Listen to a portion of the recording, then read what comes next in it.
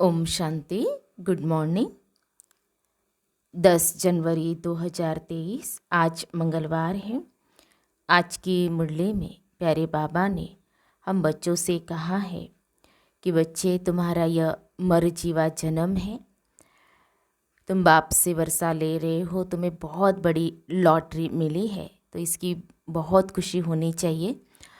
और बाबा ने कहा है कि चिंता और गुस्सा जिन बच्चों को रहता है, चिंता रहती है, गुस्सा आता है, तो अपने आप को कौन सी समझाने देंगे तो चिंता और गुस्सा चला जाएगा। तो बाबा ने कहा है कि जैसे बाबा मीठा है तो वैसे हमें भी मीठा बनना है। ये खुद को समझाने देनी है, फिर खुद को समझाना है कि हम कौन हैं, हम ईश्वरीय संतान हैं और इसीलिए हमें गुस्सा नहीं करना चाहिए। तो ऐसे ऐसे खुद को समझाना है। तो अभी हम सुनते हैं प्यारे बाबा के मधुर महावाक्य, ईश्वरीय महावाक्य, मीठी मुरली। आज बाबा कहते हैं, मीठे बच्चे, तुम्हारा यह मरजीवा जन्म है। तुम ईश्वर बाप से वर्षा ले रहे हो, तुम्हें बहुत बड़ी लॉटरी मिली है, इसलिए अपार खुशी में रहना है। आज की मुरली में प्रश्न है, अपने आप को कौन सी समझानी दो तो चिंता समाप्त हो जाएगी, गुस्सा चला जाएगा। उत्तर है, हम ईश्वर की संतान हैं, हमें तो बाप समान मीठा बनना है। जैसे बाबा मीठे रूप से समझानी देते, गुस्सा नहीं करते, ऐसे हमें भी आपस में मीठा रहना है, लून पानी नहीं होना है। क्योंकि जानते हैं जो सेकंड पास हुआ वो ड्रामा में पार्ट था। चिंता किस बात की करे, ऐसे ऐसे अपने आप को समझाओ तो चिंता खत्म हो जाएगी, गुस्सा भाग जाएगा। मुरली में गीत बजाए, यही बहार है दुनिया को भूल जाने के। ओम शांति। यह है ईश्वरीय संतान की खुशियों का गायन। तुम इतना खुशी का गायन सतयुग में नहीं कर सकेंगे। अभी तुमको खजाना मिल रहा है। यह है बड़े से बड़ी लॉटरी। जब लॉटरी मिलती है तो खुशी होती है। तुम फिर इस लॉटरी से जन्म जन्मांतर स्वर्ग में सुख भोगते रहते हो। यह है तुम्हारा मर जीवा जन्म। जो जीते जी मरते नहीं, उनका मर जीवा जन्म नहीं कहेंगे। उन्हों को तो खुशी का पारा भी चढ़ नहीं सकता। जब तक मर जीवा नहीं बने हैं, अर्थात बाप को अपना नहीं बनाया है, तब तक पूरा वर्षा भी मिल नहीं सकता। जो बाप के बनते हैं, जो बाप को याद करते हैं, उनको बाप भी याद करते हैं। कितनी सुंदर बात बाबा ने कही। जो बाप को याद करते हैं, जो बाप के बनते हैं, जो बाप को याद करते हैं, उनको बाप भी याद करते हैं। तुम हो ईश्वरीय संतान। तुम्हें नशा है कि हम ईश्वर बाप से वर्षा अथवा वर ले रहे हैं, जिसके लिए भक्त लोग भक्ति मार्ग में धक्का खाते रहते। बाप से मिलने के लिए अनेकानेक उपाय करते हैं। कितने वेद शास्त्र मैगजीन आदि अथाह पढ़ते रहते हैं, परंतु दुनिया तो दिन प्रतिदिन दुखी ही होती जाती है। इनको तमो प्रदान होना ही है। यह बबुल ट्री है ना, बबुल नाथ फिराकर कांटों से फूल बनाते हैं। कांटे बहुत बड़े बड़े हो गए हैं, बड़े जोर से लगते हैं। उसको अनेक प्रकार के नाम दिए हुए हैं, सतयुग में तो होते नहीं।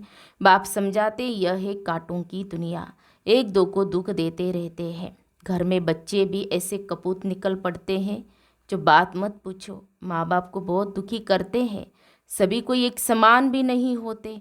सबसे जास्ती दुख देने वाला कौन है, मनुष्य ये नहीं जानते। बाप कहते हैं, इन गुरुओं ने परमात्मा की महिमा गुम कर दी है। हम तो उनकी बहुत महिमा करते हैं। वह परम पूज्य परम पिता परमात्मा है। शिव का चित्र भी बहुत अच्छा है, परंतु बहुत लोग ऐसे हैं जो मानेंगे नहीं कि शिव कोई ऐसा ज्योतिर्बिंदु है, क्योंकि वह तो आत्मा सो परमात्मा कह देते हैं। आत्मा अति सूक्ष्म है जो भ्रुकुटी के बीच में बैठी है। फिर परमात्मा इतना बड़ा आकार वाला कैसे हो सकता है। बहुत विद्वान आचार्य लोग बीके पर हंसी उड़ाते हैं कि परमात्मा का ऐसा रूप तो हो नहीं सकता। वह तो अखंड ज्योतिर्मय तत्व हजारों सूर्यों से भी तेजोमय है। वास्तव में यह रॉन्ग है। इनकी राइट महिमा तो बाप खुद ही बताते हैं। वह मनुष्य सृष्टि का बीज रूप है। यह सृष्टि एक उल्टा झाड़ है। सत्युग त्रेता में उनको कोई याद नहीं करते। मनुष्य को जब दुख होता है तब उनको याद करते हैं, हे भगवान, हे परमपिता परमात्मा, रहम करो। सत्युग त्रेता में तो कोई रहम मांगने वाला होता नहीं। वह है बाप रचयिता की रचना, नई रचना। इस बाप की महिमा ही अपरम अपार है। ज्ञान का सागर पतित पावन है। ज्ञान का सागर है तो जरूर ज्ञान दिया होगा। वह सच्चित आनंद स्वरूप है, चैतन्य है। ज्ञान तो चैतन्य आत्मा ही धारण करती है। समझो, हम शरीर छोड़ जाते हैं तो आत्मा में ज्ञान के संस्कार तो है ही है। बच्चा बनेंगे तो भी वह संस्कार होंगे, परंतु ऑर्गन्स छोटे हैं तो बोल नहीं सकते। ऑर्गन्स बड़े होते हैं तो याद कराया जाता है तो स्मृति में आ जाता है। छोटे बच्चे भी शास्त्र आदि कंठ कर लेते हैं। यह सभी अगले जन्म के संस्कार हैं।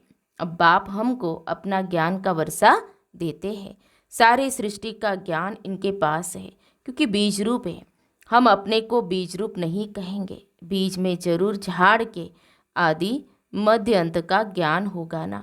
तो बाप खुद कहते हैं, मैं हुई सृष्टि का बीज रूप। इस झाड़ का बीज ऊपर है। वह बाप सच्चित आनंद स्वरूप ज्ञान का सागर है। सृष्टि के आदि मध्य अंत का ही उसमें ज्ञान होगा, नहीं तो क्या होगा?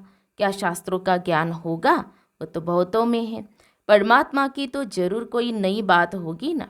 तो जो कोई भी विद्वान आदि नहीं जानते, कोई से भी पूछो, इस सृष्टि रूपी झाड़ की उत्पत्ति, पालना, संहार कैसे होता है, इनकी आयु कितनी है, यह कैसे वृद्धि को पाता है, बिल्कुल कोई नहीं समझा सकता है।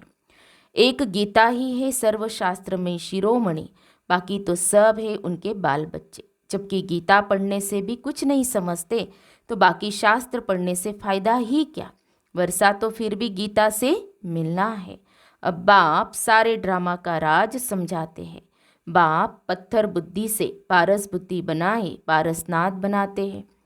अब तो सब पत्थर बुद्धि पत्थरनाथ है, परंतु वह अपने को बड़े बड़े टाइटल्स देकर अपने को पारस बुद्धि समझ बैठे हैं। बाप समझाते हैं, मेरी महिमा सबसे न्यारी है। मैं ज्ञान का सागर, आनंद का सागर, सुख का सागर हूँ। ऐसी महिमा तुम देवताओं की नहीं कर सकते।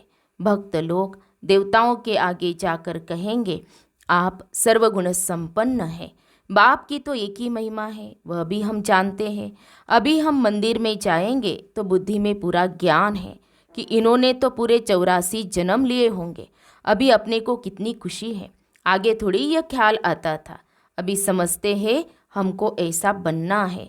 बुद्धि में बहुत परिवर्तन आ जाता है।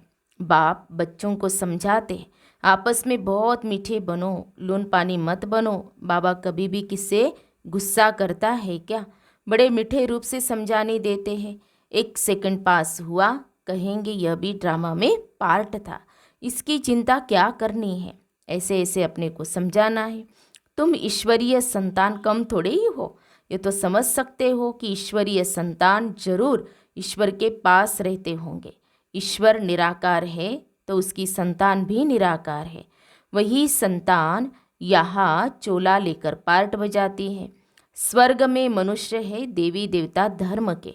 अगर सबका बैठ हिसाब निकाले तो कितना माथा मारना पड़े, परंतु समझ सकते हैं कि नंबरवार समय अनुसार थोड़े थोड़े जन्म मिलते होंगे। आगे तो समझते थे मनुष्य कुत्ता बिल्ली बनते हैं। अभी तो बुद्धि में रात दिन का फर्क आ गया है। यह सब है धारणा करने की बातें। नटशेल में समझाते हैं कि अब 84 जन्म का चक्र पूरा हुआ। अभी इस चीची शरीर को छोड़ना है। ये सबका पुराना जड़ जड़ी भूत तमो प्रधान शरीर है। इससे ममत्व मिटा देना है। पुराने शरीर को याद क्या करें? अब तो अपने नए शरीर को याद करेंगे जो मिलना है सतयुग में। वाया मुक्ति धाम होकर सतयुग में आएंगे। हम जीवन मुक्ति में जाते हैं और सब मुक्ति धाम में चले जाते हैं। इसको जय जयकार कहा जाता है। हाहाकार के बाद जय जयकार होना है। इतने सब मरेंगे, कोई तो निमित्त कारण बनेगा। नेचुरल कैलेमिटीज होगी। सिर्फ सागर ही थोड़ी सभी खंडों को खलास करेगा। सब कुछ खलास तो होना ही है। बाकी भारत अविनाशी खंड रह जाता है, क्योंकि यह है शिव बाबा का बर्थ प्लेस। तो यह हो गया सबसे बड़ा तीर्थ स्थान। तो बाप सबकी सदगति करते हैं, यह कोई मनुष्य नहीं जानते हैं। उन्हों को न जानना ही ड्रामा में नूंद है। तब तो बाप कहते हैं कि हे बच्चे, तुम कुछ नहीं जानते थे, मैं ही तुमको रचता और रचना अथवा मनुष्य सृष्टि के आदि मध्य अंत का सारा भेद समझाता हूँ, जिसको ऋषि मुनि भी बेअंत बेअंत कह कर गए हैं। ये थोड़े ही समझते हैं कि सारी दुनिया के 5 विकार बड़े भारी दुश्मन हैं। जिस रावण को भारतवासी वर्ष वर्ष जलाते ही आते हैं, उसको जानते कोई नहीं, क्योंकि वह न जिस्मानी है न रूहानी है। विकारों का तो कोई रूप ही नहीं है। मनुष्य एक्ट में आता है तब पता पड़ता है कि इनमें काम का, क्रोध का भूत आया है। इस विकार के स्टेज में भी उत्तम, मध्यम, कनिष्ठ होते हैं। कोई में काम का नशा एकदम तमोप्रधान हो जाता है, कोई को रजो नशा, कोई को सतो नशा रहता है, कोई तो बाल ब्रह्मचारी भी रहते हैं। समझते हैं यह भी एक झंझट है संभालना, सबसे अच्छा उनको कहेंगे। सन्यासियों में भी बाल ब्रह्मचारी अच्छे गिने जाते, गवर्नमेंट के लिए भी अच्छा है, बच्चों की वृद्धि नहीं होगी तो पवित्रता की ताकत मिलती है। यह हुई गुप्त। सन्यासी भी पवित्र रहते हैं, छोटे बच्चे भी पवित्र रहते हैं, वानप्रस्थी भी पवित्र रहते हैं, तो पवित्रता का बल मिलता ही आता है। उनों का भी कायदा चला आता है कि बच्चे को इतनी आयु तक पवित्र रहना है, तो वह भी बल मिलता है। तुम हो सतो प्रधान पवित्र, ये अंतिम जन्म तुम बाप से प्रतिज्ञा करते हो। तुम सत्युग की स्थापना करने वाले हो, जो करेगा सो पवित्र दुनिया का मालिक बनेगा, नंबरवार पुरुषार्थ अनुसार। बाबा ने कहा यह है ईश्वरीय कुटुंब, ईश्वर के साथ हम रहते हैं कल्प में एक बार, बस फिर दैवी घराने में तो बहुत जन्म रहेंगे। यह एक जन्म ही दुर्लभ है। यह ईश्वरीय कुल है, उत्तम से उत्तम। ब्राह्मण कुल सबसे ऊंची चोटी है। नीच ते नीच कुल से हम ऊंच ब्राह्मण कुल के हो गए। शिव बाबा जब ब्रह्मा को रचे तब तो ब्राह्मण रचे, कितनी खुशी रहती है। जो बाबा की सर्विस में रहते हैं, हम ईश्वर की औलाद बने हैं और ईश्वर की श्रीमत पर चलते हैं, अपनी चलन से उनका नाम बाला करते हैं। बाबा कहते हैं वह तो है आसुरी गुणों वाले और तुम दैवी गुणों वाले बन रहे हो। जब तुम संपूर्ण बन जाएंगे तो तुम्हारी चलन बहुत अच्छी हो जाएगी। बाबा कहेंगे यह है दैवी गुणों वाले, नंबरवार पुरुषार्थ अनुसार। आसुरी गुण वाले भी नंबरवार है, बाल ब्रह्मचारी भी है, सन्यासी पवित्र रहते हैं, सो तो बहुत अच्छा है। बाकी वह किसकी सदगति तो कर नहीं सकते।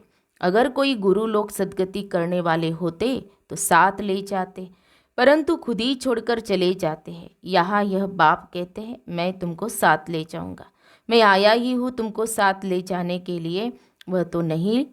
वह तो ले नहीं जाते, खुद ही गृहस्थियों के पास जन्म लेते रहते हैं। संस्कारों के कारण फिर सन्यासियों के झुंड में चले जाते। नाम रूप तो हर जन्म में बदलता रहता है। यह अभी तुम बच्चे जानते हो कि सत्युग में यहाँ के पुरुषार्थ अनुसार पद होगा, वहाँ यह मालूम नहीं होगा कि हमने यह पद कैसे पाया। यह तो अभी पता है कि जिसने जैसे कल्प पहले पुरुषार्थ किया था वैसा ही अब करेंगे। बच्चों को साक्षात्कार भी कराया हुआ है कि वहाँ शादी आदि कैसे होती है, बड़े बड़े मैदान बगीचे आदि होंगे। अब तो भारत में ही करोड़ों की आबादी है, वहाँ तो कुछ लाख ही रहते हैं, वहाँ थोड़े ही इतनी मंजिलों वाले मकान होंगे। यह अभी है क्योंकि जगह नहीं है। वहाँ इतनी सर्दी नहीं होगी, वहाँ दुख की निशानी भी नहीं है, न बहुत गर्मी होती जो पहाड़ों पर जाना पड़े, नाम ही स्वर्ग है। तो इस समय मनुष्य कांटों के जंगल में पड़े हैं। जितना सुख की चाहना करते उतना दुख बढ़ता ही जाता है। अब बहुत दुख होगा, लड़ाई होगी तो खून की नदियाँ बहेंगी। अच्छा, बाबा ने कहा कि यह मुरली सब बच्चों के आगे सुनाई। सम्मुख सुनना नंबर 1, टेप से सुनना नंबर 2, मुरली से पढ़ना नंबर 3, सतो प्रदान सतो और रजो। तो तमो तो नहीं कहेंगे, बाबा ने कहा टेप में हूबहू आती है। अच्छा, बाप दादा और मीठी माँ का सिखिल दे बच्चों को याद प्यार और गुड मॉर्निंग। रूहानी बाप की रूहानी बच्चों को नमस्ते। हम रूहानी बच्चों की रूहानी बाप दादा को याद प्यार और नमस्ते नमस्ते। ओम शांति ओम शांति ओम शांति। गुड मॉर्निंग बाबा, शुक्रिया बाबा, थैंक्स बाबा, पद्मा पदम, शुक्रिया आपका। धारणा के लिए मुख्य सार। आज की मुरली का सार 2 पॉइंट में। पहली पॉइंट, अपनी चलन व दैवी गुणों से बाप का नाम बाला करना है, आसुरी अवगुण निकाल देने हैं। दूसरी पॉइंट, इस पुराने जड़ जड़ीभूत शरीर में ममत्व नहीं रखना है, नए सत्युगी शरीर को याद करना है, पवित्रता की गुप्त मदद करनी है। प्यारे बाबा का वरदान है, रूहानियत की शक्ति द्वारा दूर रहने वाली आत्माओं को समीपता का अनुभव कराने वाले मास्टर सर्वशक्तिमान भव। रूहानियत की शक्ति द्वारा दूर रहने वाली आत्माओं को समीपता का अनुभव कराने वाले मास्टर सर्वशक्तिमान भव। जैसे साइंस के साधनों द्वारा दूर की हर वस्तु समीप अनुभव होती है, ऐसे दिव्य बुद्धि द्वारा दूर की वस्तु समीप अनुभव कर सकते हो।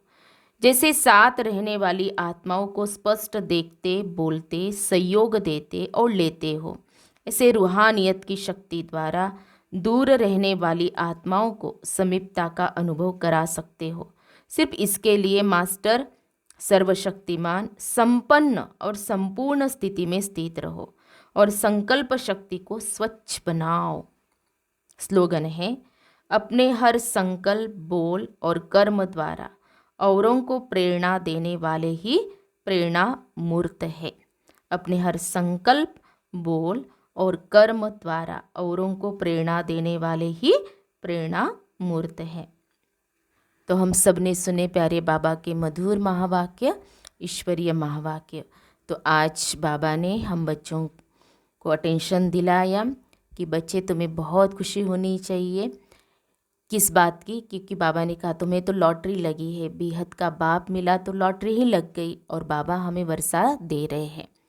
और बाबा ने कहा कि तुम्हें यह याद रहना चाहिए कि यह हमारा कौन सा जन्म है, मर जीवा जन्म है।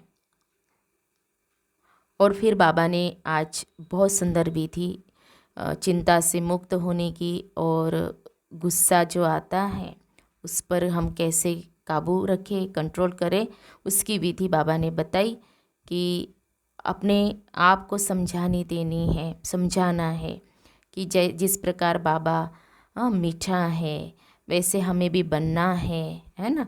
तो ये समझानी खुद को देनी है, फिर रियलाइज़ खुद को ही कराना है कि मैं कौन हूँ, मैं ईश्वरीय संतान हूँ। तो ईश्वरीय संतान को गुस्सा करना शुभता नहीं, तो खुद को ऐसी समझानी देनी है। तो आज बाबा ने हम बच्चों को बहुत सुंदर अटेंशन दिलाया है, इस पर हम क्या करेंगे, चिंतन भी करेंगे। अच्छा, ओम शांति।